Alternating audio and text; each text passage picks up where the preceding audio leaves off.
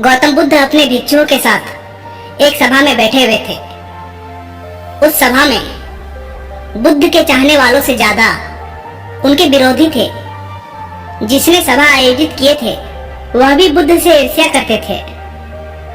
सभा का आयोजन राजा के महल में हुआ था, इसीलिए राजा के सभी मुख्य लोग उस सभा में उपस्थित हुए थे। बुद्ध सभा में जाने से पहले ही जानते थे कि सभा में उनके विरुद्ध कोई न कोई षड्यंत्र अवश्य रचा जाएगा।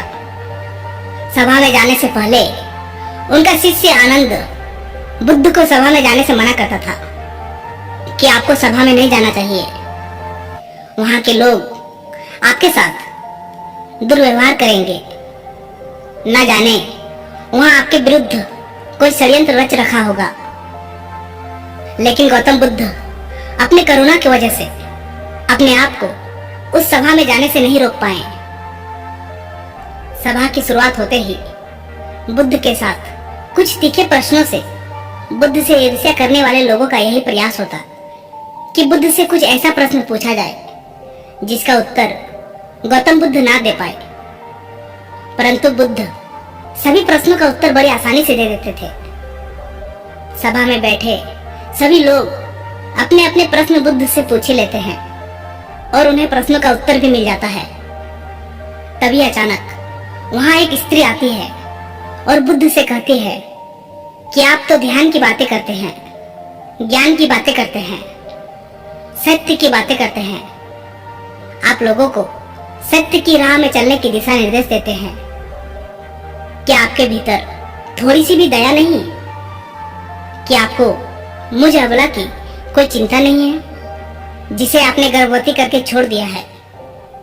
क्या आपको मेरे पेट में पल रहे बच्चे की कोई फिक्र नहीं? उस स्त्री की बात सुनकर उस सभा में हलचल मच जाता है।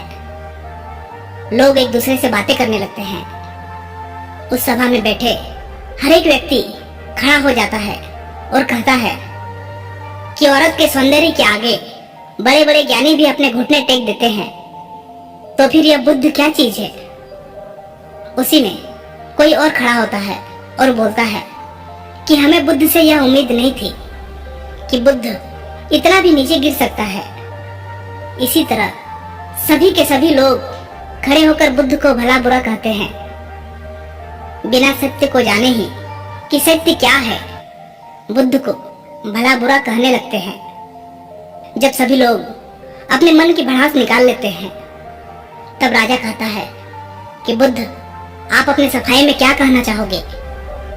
और वह राजा भी बुद्ध से ईर्ष्या करता था। वे चाहते थे कि कैसे भी बुद्ध बदनाम हो जाए। यहाँ पर एक जरूरी बात आपको समझना चाहिए कि इस सारी घटना का बुद्ध पर कोई असर नहीं था और ना ही लोगों के अशब्दों का बुद्ध पर कोई असर था, और उस स्त्री के झूठे आरोप का बुद्ध पर कोई असर नहीं पड़ा। जानते हैं क्यों? क्योंकि बुद्ध सत्य को जानते थे। वे अपने नजर में सही थे। सूत्र यही है कि चाहे पूरी दुनिया आपके खिलाफ क्यों ना हो जाए, अगर आप अपने नजर में सही है, अगर आप अपने आप को जानते हो कि आप सत्य के साथ खड़े हो, तो आपका कोई भी कुछ बिगाड़ नहीं सकता है। सभा के सभी लोग संदेह में थे, वहां तक कि बुद्ध के कुछ शिष्य में भी संदेह आ गया था। लेकिन बुद्ध जानते थे कि वह क्या है, इसीलिए उनके चेहरे पर थोड़ा सा भी बदलाव नहीं था। राजा बुद्ध से कहते हैं कि क्या आप अपने सफाई में कुछ कहना चाहेंगे? बुद्ध उस स्त्री से कहते हैं, पुत्री, इस पूरे ब्रह्मांड में केवल दो ही लोग इस सत्य को जानते हैं कि तुम सत्य कह रही हो या असत्य। इससे पहले कि बुद्ध कुछ कहते, वह स्त्री बुद्ध से अपनी नजरें चुराने लगी।